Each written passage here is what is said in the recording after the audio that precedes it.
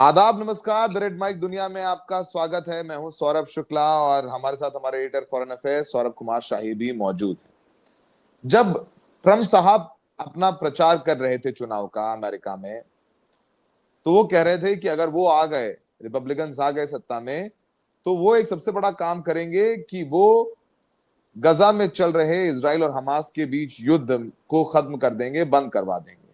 साथ ही रूस और यूक्रेन के बीच चल रहे युद्ध को बंद करवा देंगे, रुकवा देंगे। लेकिन अब तक वो संभव हो नहीं पाया है कि लगातार इजराइल गजा में बमबारी कर रहा है और इंटरनेशनल कोर्ट ऑफ जस्टिस कह ही चुका है कि ये नरसंहार है। ये सब सारी बातें हो रही हैं, लेकिन बीच बीच में खबरें आ जाती हैं कि सीज फायर पर सहमति बन गई है यूएस और हमास के बीच। जल्द गजा में होगा सीज फायर, संघर्ष विराम। सब कुछ चल रहा है। दोहा में बातचीत भी चल रही है कि क्या कोई अमेरिका को बड़ा ब्रेक थ्रू मिल गया है। क्या आने वाले कुछ दिनों में हम देखेंगे कि गजा में संघर्ष विराम हो जाएगा। इस बात में कोई दम है, क्योंकि ये खबरें कई बार आ चुकी हैं, लेकिन इस बार शाही साहब बेहतर बताएंगे। लेकिन इस बार लग रहा है कि ये बात ज्यादा मजबूती से बनी है, क्योंकि हमास तो मानने को तैयार ही है, क्योंकि जितने भी अपहरण किए थे, जिनको भी ले गए थे, अबडक्ट किया था हमास ने माफ कीजिएगा, उसमें से एक जो व्यक्ति था वो अमेरिका का था, जिसे हमास ने अमेरिका के साथ जब बातचीत शुरू हो गई, चल रही थी, तो उसी बीच छोड़ दिया है। तो जाहिर सी बात है कि एक वेलकम स्टेप था हमास की तरफ से। लेकिन अमेरिका क्या इजराइल को मना पा रहा है? ये बहुत बड़ा सवाल है और बहुत बड़ी चुनौती है। शाही साहब, ओवर टू यू। अभी क्या वाकई में सीज फायर पर बात बन गई है? क्या हम देखेंगे आगे की सीज फायर होगा गजा में? देखें सौरभ, पिछले कई राउंड्स में जो चीजें देखने को मिली, और ये जनवरी में भी हम लोगों ने देखा कि जब एक सीज फायर हो गई थी, उस सीज फायर की खिलाफवर्जी, उसका उसका उसको ब्रेक जो है वो इसराइल ने किया और ओपनली किया। वो पहले से बोल भी रहे थे कि हम इसको नहीं मानेंगे, और उसको किया। अब अभी ये हो रहा है कि पिछले चूंकि 2.5 महीनों से गजा में कोई रसद नहीं जा रही है, वहां पे एक भुखमरी जो जमीन जो है वो आ चुका है। तो उसको लेके एक प्रेशर सा इसराइल के ऊपर बनता हुआ दिख रहा है। तमाम मुल्क जो किसी जमाने में इसराइल अगर किसी का कत्ल भी कर दे, उनके देश के भी किसी नागरिक का कत्ल कर दे, तो वो बोलने को राजी नहीं होते थे। अब एक उनको ये लग रहा है कि अगर अब हम नहीं बोलेंगे तो ये जो वेस्टर्न बेस्ड, जिसको हम रूल बेस्ड ऑर्डर कहते हैं, वो हमारा क्रम्बल कर जाएगा, हमारी कोई इज्जत नहीं है। हमने अभी कुछ दिन पहले भी एपिसोड किया था, उसमें इस बात को कहा था कि ये कोई गुड फेथ में नहीं हो रहा है। ये इसलिए हो रहा है क्योंकि अब अनअटेनेबल, यानी जो अनटेनेबल कोई चीज हो जाती है तो वो हो गई। अभी पिछले 2 दिनों से फिर से सीज फायर की बात हो रही थी। एक प्रपोजल जो है वो विटकॉफ ने दिया इसराइल को भी और हमास को भी। हमास ने थोड़ी सी तब्दीली के साथ उस प्रपोजल को एक्सेप्ट किया। इसराइल ने फिर कल रात उसको रिजेक्ट कर दिया। अब मसला यह है कि अमेरिका इसराइल का इतना बड़ा हामी है कि रिजेक्ट इसराइल ने किया, और विटकॉफ आके बाहर अब ये कह रहे हैं कि हमास जो है उसको मानने को तैयार नहीं, जबकि हमास की गलती है, जबकि हमास ने सबके सामने एक्सेप्ट कर दिया था। और इनफैक्ट अमेरिकन ऑफिशियल्स ने अनाउंस कर दिया था कि हमास ने एक्सेप्ट कर। तो अब मसला ये है कि प्रेशर कितना अमेरिका एक्सर्ट कर सकता है इसराइल के ऊपर में। अब सारी चीजें उस पर आके टिकी हुई है। जो मैंने कहा कि इनकी कोशिश ये है कि गजा को ये फिर से ऑक्युपाई कर ले मिलिटरली। हालांकि that is easily said than done. अभी तक आप नहीं कर पाए हैं, तो वो आगे भी आपके लिए बड़ी मुश्किल का सामना होगा। क्योंकि कल दिन के मैं जो इजरायली अखबार है वो मैं पढ़ रहा था, तो उसमें एक अखबार ने इजरायली मिलिट्री इंटेलिजेंस के हवाले से खबर दी है कि the total number of Hamas fighters still fighting in Gaza is 40,000। तो अगर लड़ाई से पहले 25,000 आप नंबर दे रहे थे और 18 महीने में आपने तमाम क्लेम्स किए सक्सेस के, और उसके बाद आप कह रहे हैं कि 40,000 फाइटर अभी भी लड़ रहे हैं, तो इसका मतलब है कि आपके जो स्ट्रेटेजिक गोल्स हैं वो अचीव नहीं हुए, वो होंगे भी नहीं अगर इसी रफ्तार से वो चलता रहा तो।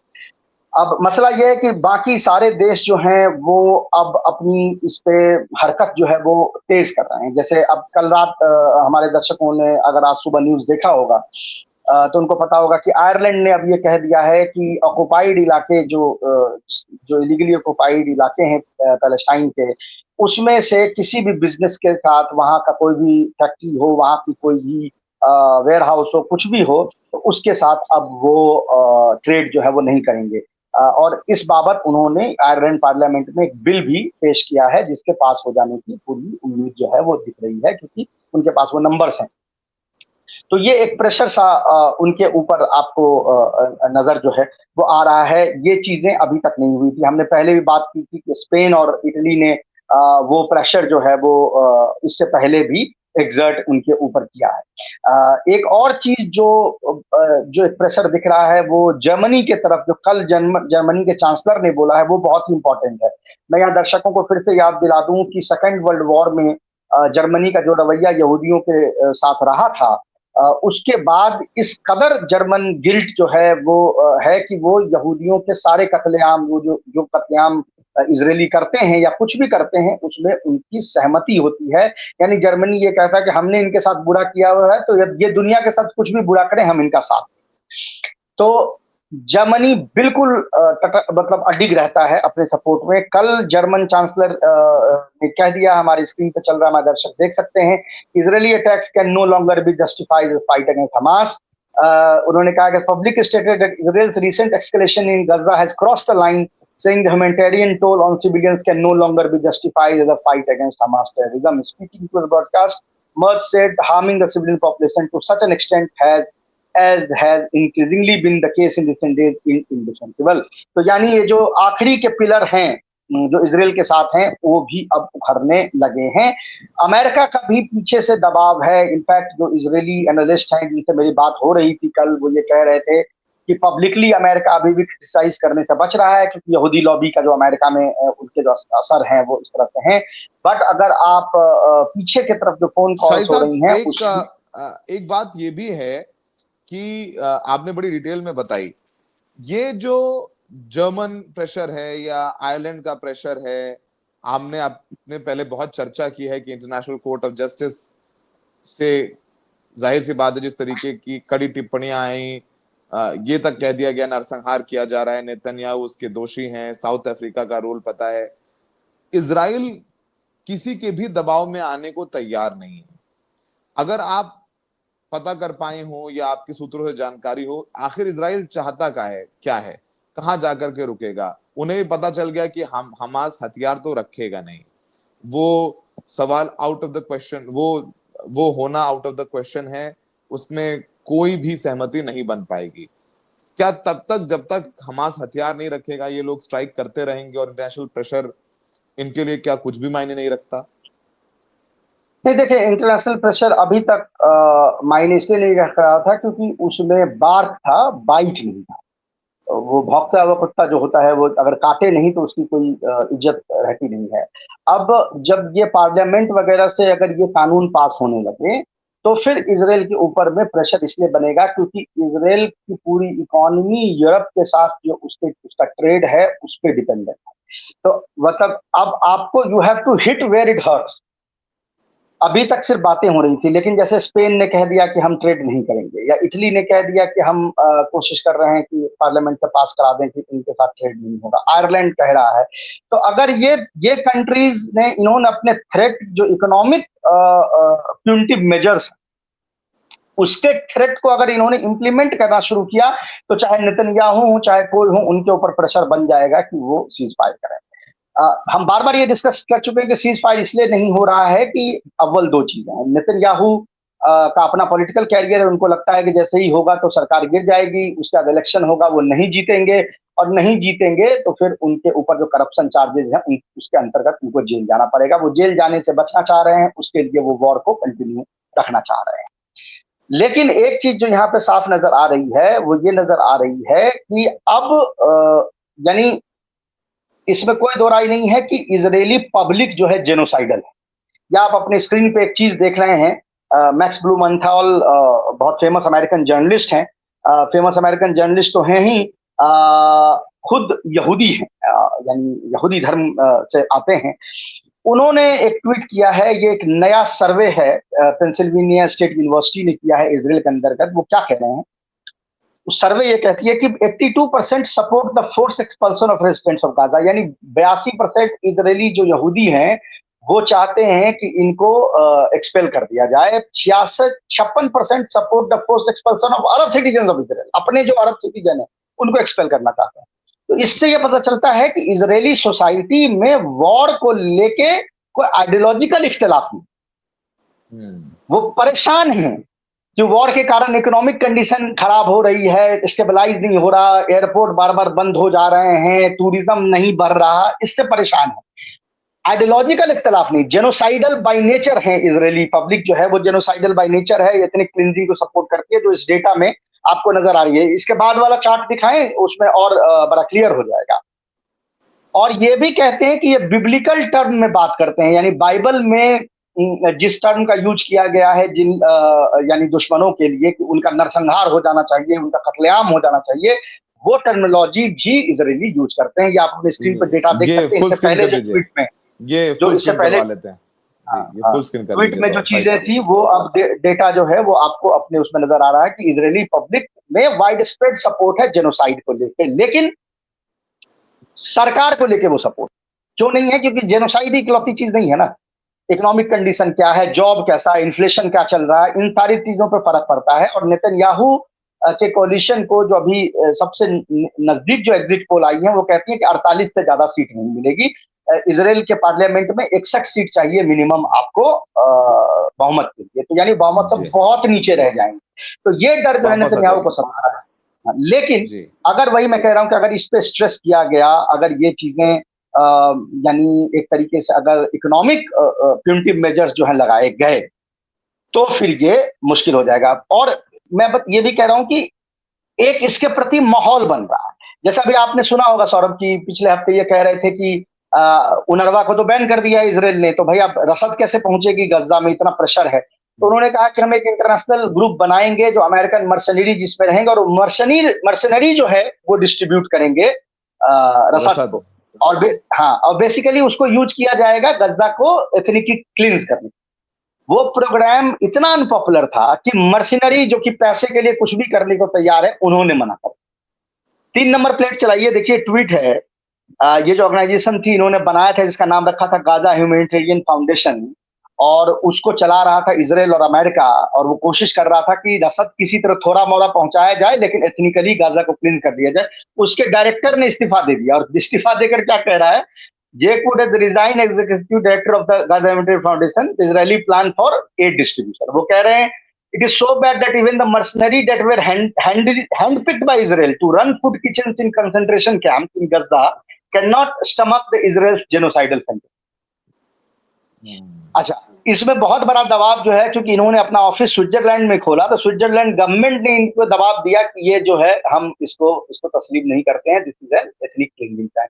तो प्रेशर एग्जर्ट हो रहा है, बहुत महीनों के बाद ये दिख रहा है कि ये बार्क में थोड़ी बहुत बाइट भी है। लेकिन अभी भी जब तक फुल प्रिवेंटिव मेजर इसके नहीं होंगे, इजराइल जो है अपने आप से अग्री नहीं करेगा। क्योंकि जैसा मैंने बताया कि नेतन्याहू को लेके पब्लिक जो है वो नाराज होगी, लेकिन वॉर को लेके नहीं है, क्योंकि वो पब्लिक जो है इजराइल की वो जेनोसाइडल, मतलब खत्म ही कर दो गाजा को इस बार। ये वहां के लोगों में भी ये भावना है जो सर्वे के माध्यम से पता चल रही है, जो सर्वे अभी हमने आपको दिखाया। शाही साहब, गजा से संबंधित एक और सवाल है, फिर हम लोग ईरान को लेकर के अपने आगे चर्चा बढ़ाएंगे। ये जो बाकी देश हैं, जैसे ये दोहा में बातचीत हो रही है, क्या इजिप्ट से जरा सा भी सपोर्ट मिला? कि इजिप्ट ने इस पूरे 2 साल 2.5 साल जितना हो गया है उसमें उसका रोल सकारात्मक तो नहीं रहा। जॉर्डन, ये जो आसपास के देश हैं उनकी तरफ से कुछ दबाव इजराइल पर खुल करके दबाव, ऐसा तो बाकी अंदर भले ही उनके नागरिक प्रदर्शन कर रहे हो, पर वहां जो मालिक हैं यानी जो जिन सरकारें हैं उनकी तरफ से खुल करके कभी इजराइल को दबाने की या उनको कहने की कि आप गलत कर रहे हैं, ये नरसंहार, ये सब देखा नहीं।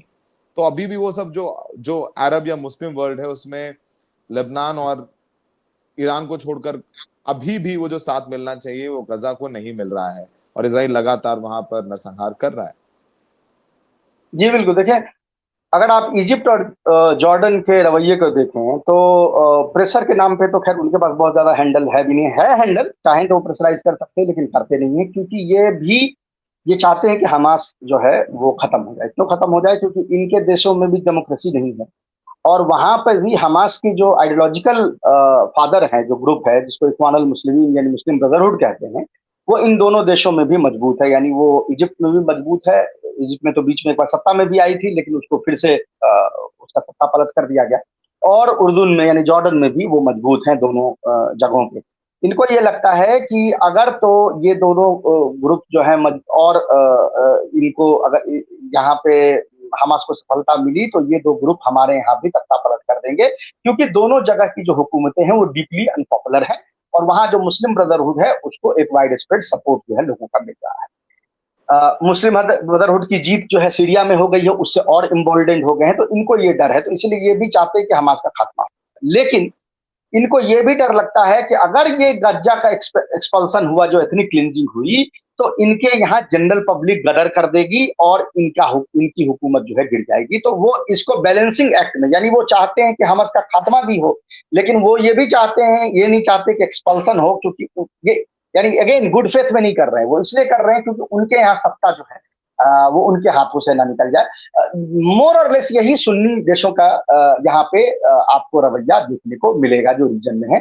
बट स्पेशली जो है वो आपको जॉर्डन और इजिप्ट, क्योंकि ये बड़े लेवल पे इनका सिक्योरिटी कोऑर्डिनेशन जो है वो इजराइल के साथ होता है, तो इनके अपने जिसको आप कह सकते हैं कि मफादात जो हैं वो एक दूसरे के साथ मेल खाते हैं। तो ये तो गजा की बात थी, लेकिन एक और बहुत महत्वपूर्ण बातचीत चल रही है ईरान और अमेरिका के बीच में।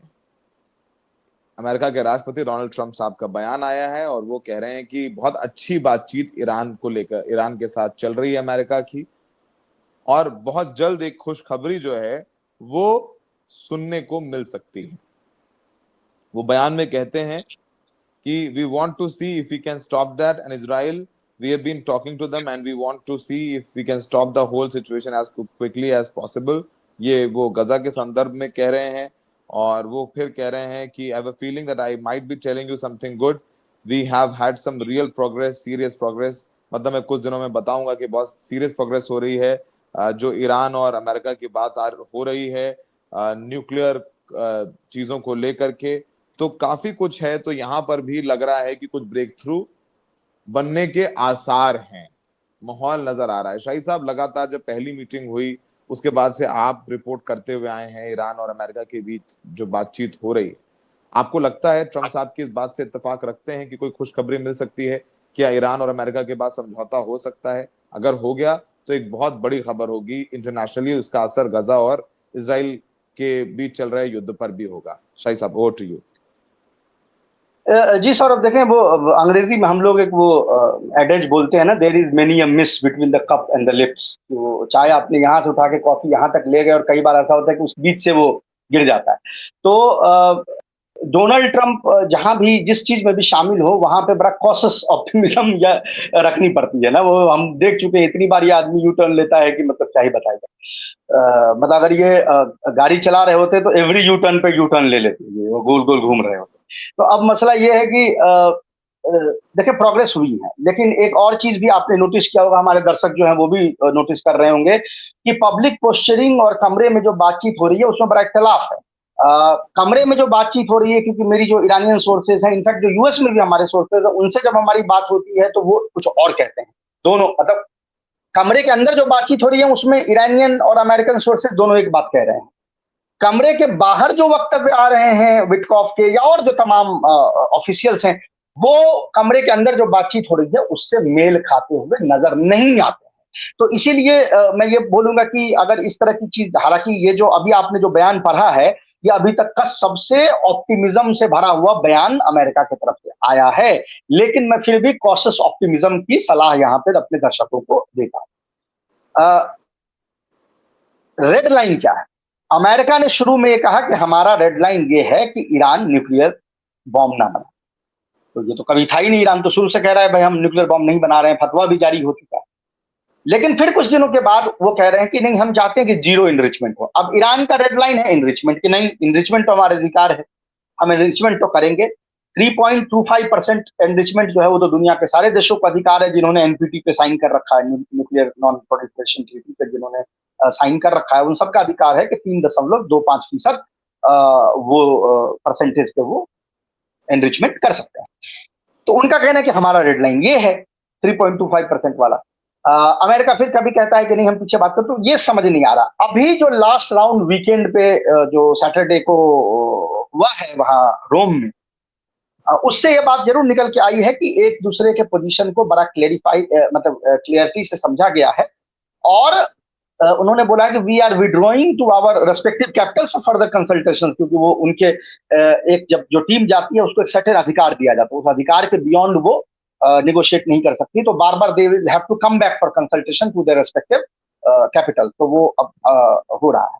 लेकिन कल के बयान में एक बहुत इंटरेस्टिंग चीज है, अगर जो हमारे दर्शक जिनका हक आए है उनको ये बात नजर आई होगी, क्योंकि ये कह रहे हैं कि कल न्यूज आई है, अब मीटिंग हुई है सैटरडे को, न्यूज ये कह रहे हैं कल आई है। इसका क्या मतलब है? इसका मतलब है कि जो कंट्री यहाँ पे मध्यस्थता करवा रहा है, which in this case is Oman, यानी वो मीटिंग के बाद भी एक्सचेंज ऑफ मैसेजेस कर रहा है, वरना ये नहीं कहा गया होता कि कल ये रिपोर्ट, क्योंकि मीटिंग हुई थी वीकेंड में और कल जो है वो सोमवार। तो ये चीज मुझे लग रहा है कि अच्छा, इसका मतलब है कि बात इतनी सीरियस लेवल पे पहुंच गई है कि टीम सिर्फ आमने सामने 7 दिनों के अंतराल पे जो बैठती है वहां पे नहीं, उसके दरमियान में भी तबादले ख्याल जो हैं वो हो रहे हैं, which is always a very good sign. लेकिन मैं फिर भी कह रहा हूं कि मुझे ये कॉशियस ऑप्टिमिज्म के साथ ही मैं ये कहना चाहता हूं कि जब तक हो ना जाए, क्योंकि देखिए कई फॉर्मूले इन्होंने फ्लोट किए कि अच्छा 6 महीने के लिए आप जियो इनरिचमेंट कर दीजिए, कॉन्फिडेंस बिल्डिंग मेजर होगा, और 6 महीने के बाद फिर आप 3.25 कर दीजिएगा। कभी ये कहते हैं कि नहीं वो नहीं करना पड़ेगा, कभी कह रहे हैं कि एनरिच मटेरियल जो है वो आपको अमेरिका को दे देना पड़ेगा, कभी कह रहे हैं कि नहीं जिस कंट्री पे आपको विश्वास है, which in this case is Russia, तो आप उनको एनरिच मटेरियल दे दीजिए। जैसे आपने एनरिच मटेरियल निकाल लिया तो बॉम्ब इमीडिएटली बनाने का खतरा तो आपका खत्म हो गया ना, क्योंकि एनरिच मटेरियल को तो प्रोसेस करने में एक वक्त लगता है। तो वो आपने एनरिच मटेरियल निकाल के दे दिया रशिया को, और फिर आप एनरिचमेंट 3.25% ही कर रहे हैं, यानी बॉम्ब के लिए 60% से ऊपर 90% तक एनरिचमेंट करना पड़ता है। जब वो आप नहीं कर रहे हैं तो खतरा तो खत्म हो गया। और आईएईए की मॉनिटरिंग तो हो ही रही है। तो ये कई फॉर्मूले फ्लोट किए गए हैं, लेकिन जैसा मैंने कहा कि डोनाल्ड ट्रंप के केस में जब तक चीजें जो हैं वो खैर उनके यहाँ तो साइन भी हो जाए तो उस पर विश्वास नहीं किया जा सकता, लेकिन एटलीस्ट एग्रीमेंट का अनाउंसमेंट हो जाए, साइन हो जाए, तभी कह सकते हैं। अभी कॉशियस ऑप्टिमिज्म है, लेकिन अभी बिल्कुल ये नहीं कहा जा सकता कि हम डील के करीब हैं। शाही साहब, आखिरी सवाल, ईरान के सूत्र क्या कह रहे हैं आपके? ये तो अमेरिका का पक्ष हम दिखा के उस पर चर्चा कर रहे हैं, ईरान की तरफ से क्या कुछ पॉजिटिव मैसेज मिला है? उनकी तरफ से भी कुछ कहा जा रहा है कि नहीं बात बनने के आसार हैं? ईरानियंस जो कह रहे हैं वो ये कह रहे हैं कि देखिए कमरे के अंदर में तो बड़ा पॉजिटिव मोटा मोटी जो एक माहौल रहा है, और उनका ये कहना है कि डोनाल्ड ट्रंप एडमिनिस्ट्रेशन में 2 किस्म के लोग हैं। एक तो नियोकॉन है जिनको फॉरएवर वॉर चाहिए, और एक मागा क्राउड है जो ये कहती है कि हमको वॉर से विड्रॉ करना पड़ेगा, नहीं तो अमेरिका दोबारा ग्रेट होगा। एक चीज जो डोनाल्ड ट्रंप को बहुत हेल्प कर रही है यहाँ पे इस डील को करने के लिए, उनको यानी प्रोत्साहित कर रही है, वो है कि अमेरिका में पब्लिक का परसेप्शन जो है वो बिल्कुल ही अब इसको लेके एंटी वॉर हो गया है। हमारे स्क्रीन पे आप एक पोल देख रहे हैं, ये पोल जो है ये वहां की एक एजेंसी ने अमेरिका में करवाया है, और ये इसका बड़ा नैरो पोल है, यानी ये सिर्फ इस बात पे न्यूक्लियर डील पे ये पोल हुई है अमेरिकन पब्लिक। उसका डेटा है, ये इसको फुल स्क्रीन 1 मिनट कर दिया जाए। अब आप इसमें देख सकते हैं कि रेड जो है वो रिपब्लिकन को रिप्रेजेंट कर रहा है, ब्लू जो है वो डेमोक्रेट को रिप्रेजेंट कर रहा है, 13% जो है वो इंडिपेंडेंट्स हैं, और जो 13% में जो येलो कलर है वो इंडिपेंडेंट है, और जो ग्रे कलर आपको नजर आ रहा है वो पूरे अमेरिका की पॉपुलेशन है, यानी पूरे। उनसे पूछा गया military action in attempt to destroy Iran nuclear program, इसके लिए कितने लोग सहमत हैं? रिपब्लिकन जो कि जिसको कि सबसे ज्यादा जिस पे उम्मीद इजरायलियों की थी, वो उसमें 24% सिर्फ सपोर्ट है मिलिट्री एक्शन, सिर्फ 24%। डेमोक्रेट में 5%, इंडिपेंडेंट्स में 13%, और जनरल जनता में सिर्फ 14%। उसके बाद एक सवाल पूछा गया, negotiated agreement limiting Iran nuclear program to peaceful end, यानी एनरिचमेंट अलाउ करिए लेकिन 3.25% तक, विथ स्ट्रिंजेंट मॉनिटरिंग जो IAEA की, उसके लिए कितने लोग सहमत हैं? 64% रिपब्लिकन इसके लिए सहमत है, 78% डेमोक्रेट सहमत हैं, 67% इंडिपेंडेंट सहमत हैं और 69% अमेरिकी जनता इसके लिए सहमत है। और आई डोंट नो कि बहुत छोटी तादाद। तो यानी ईरान का ये कहना है कि देखिए ये नंबर्स जो हैं, ये डोनाल्ड ट्रंप एडमिनिस्ट्रेशन में जो नियोकॉन उसके ऊपर मागा जो एलिमेंट है उसको बरतरी दे रहे हैं, उनका हाथ मजबूत कर रहे हैं, क्योंकि it is being supported by data. अब जब क्लियर कट डेटा आपको ये कह रहा है कि 69% पब्लिक वॉर के अगेंस्ट है और सिर्फ 14% पब्लिक वॉर के पक्ष में है, तो यहां पे इंसेंटिव नहीं बनता है डोनाल्ड ट्रंप के लिए कि वॉर के लिए वो जाएं। उनका ये कहना है ईरानियों का कि this is what is guiding the talks. कोई गुड फेथ नहीं है, पर ये चीज जो है वो डोनाल्ड ट्रंप के हाथ को मजबूत करती हुई नजर आ रही है। और यही बात ईरानियों को ये लगता है कि इसी को लेके वो फ्लेक्सिबिलिटी दिखा भी रहे हैं, वरना फ्लेक्सिबिलिटी आपको नजर नहीं आता। खासकर ये जो मैं बार बार कह रहा हूं, दोबारा मैं कह रहा हूं, ये रिपब्लिकन्स के जो सिर्फ 24% लोग सपोर्ट कर रहे हैं वॉर को, ये इजराइल के लिए it is a bad news. ये इजराइल के लिए अच्छी खबर नहीं है। शाही साहब ने बहुत डिटेल में बताया, क्योंकि इजराइल बिल्कुल भी समर्थन में नहीं है कि अमेरिका और ईरान के बीच आपस में समझौता हो जाए, और उस चक्कर में क्योंकि दबाव इजराइल पर आएगा और इजराइल और ईरान के बीच संबंध आप जानते हैं, अमेरिका उधर हमास के साथ समझौता कराने में लगा हुआ है, यहाँ ईरान के साथ खुद बातचीत कर रहा है। तो इजराइल को लग रहा है कि अमेरिका के हित उसके हित से अलग कैसे हो सकते हैं, ये बात स्वीकारने में उसे बड़ी समस्या हो रही है। शाही साहब बहुत बहुत शुक्रिया। दर्शकों आपका बहुत बहुत शुक्रिया। बहुत डिटेल में एनालिसिस करके हम आपके लिए शो लाते हैं। शाही साहब ऑथेंटिक सूत्रों से पूरे कागज सर्विस के साथ ये जो गजा में क्या सीज फायर होगा या ईरान में सहमति बनेगी अमेरिका के बीच ईरान की, या आपके बीच लाए, तो इस शो को तो थोड़ा ज्यादा प्यार देना बनता है। शेयर करिए, अपने दोस्तों से कहिए कि देखें और दिखाएं, ताकि आप लोग भी थोड़े जानकार बने, और जब आप जानकार बनते हैं तो आप एक अच्छे नागरिक बनते हैं। हमें देखने के लिए बहुत बहुत शुक्रिया।